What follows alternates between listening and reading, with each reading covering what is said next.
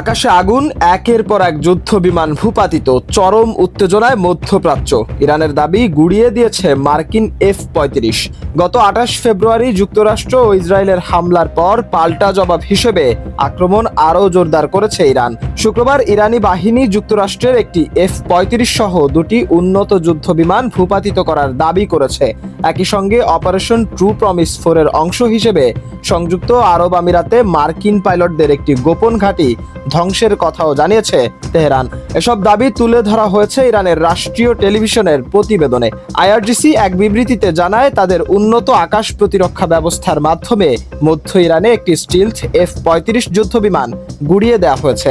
তাদের দাবি, ভূপাতিত বিমানটি সম্পূর্ণ ধ্বংস হয়ে গেছে এবং সেটি বিশেষ মিশনে ব্যস্ত ছিল। তবে বিমানটির পাইলটের ভাগ্যে কি ঘটেছে সে বিষয়ে এখনো নিশ্চিত কোনো তথ্য পাওয়া যায়নি। এ ঘটনায় মধ্যপ্রাচ্যে নতুন করে উত্তেজনা ছড়িয়ে পড়েছে বলে মনে করছেন বিশ্লেষকরা। পাল্টাপাল্টি এমন দাবির মধ্যে প্রকৃত পরিস্থিতি যাচাই করাও কঠিন হয়ে পড়ছে। সব মিলিয়ে সংঘাত আরও বিস্তৃত হওয়ার আশঙ্কা তৈরি হয়েছে। পরিস্থিতি কোন দিকে মোড় নেয় এখন সেটাই নজরে আন্তর্জাতিক মহলের। মাশরাফি, আজকের নিশানা।